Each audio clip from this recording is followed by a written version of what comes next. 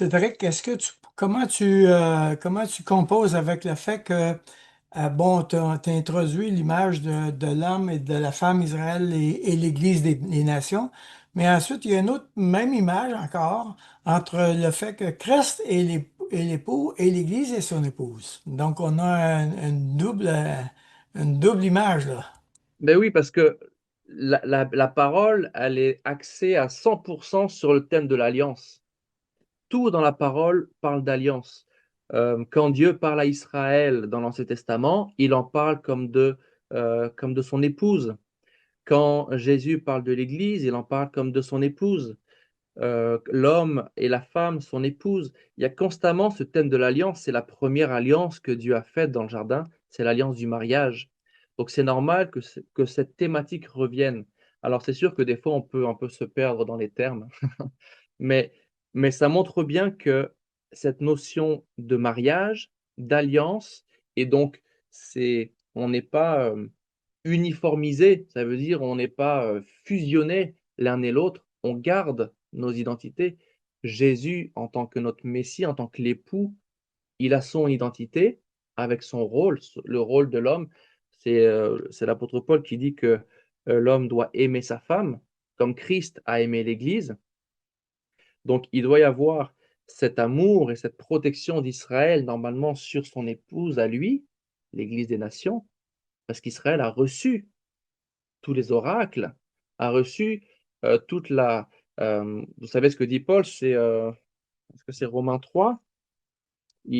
Paul décrit la liste, non, c'est pas Romains 3, c'est Romains 10. Paul décrit la liste de tout ce qui appartient à Israël et, et il nous donne ça, euh, qu'à Israël appartiennent, ou c'est Romains 9 au début?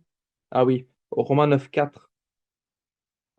Les Israélites, donc là, il parle vraiment de ses frères dans la chair, du peuple juif en tant que tel. Il ne parle pas forcément des juifs messianiques, il parle de tous les juifs, les Israélites, à qui appartiennent l'adoption, donc le fait d'être enfant de Dieu, la gloire, le fait de voir la gloire de Dieu, d'expérimenter le miraculeux de la gloire de Dieu, les alliances, donc rappelez-vous, c'est du pluriel, intéressant, la loi, le culte, la manière d'approcher Dieu. Donc la loi, bah, c'est tout ce qui a trait à la sainteté de Dieu, les promesses et les patriarches. Et là, on a le summum de qui est issu selon la chair, le Christ, le Messie, qui est au-dessus de toute chose. Dieu béni éternellement. Amen.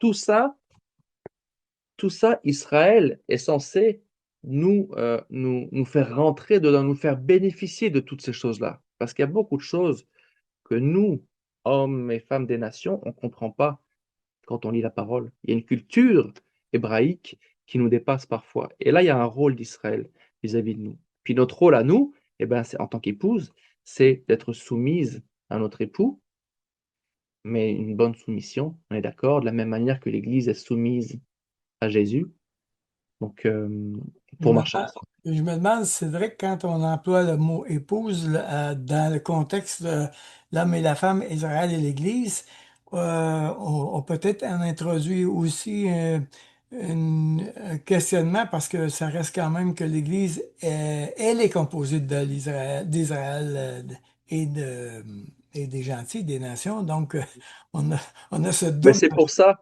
que je distingue, pour préciser ma pensée, c'est Israël d'un côté et l'Église des nations.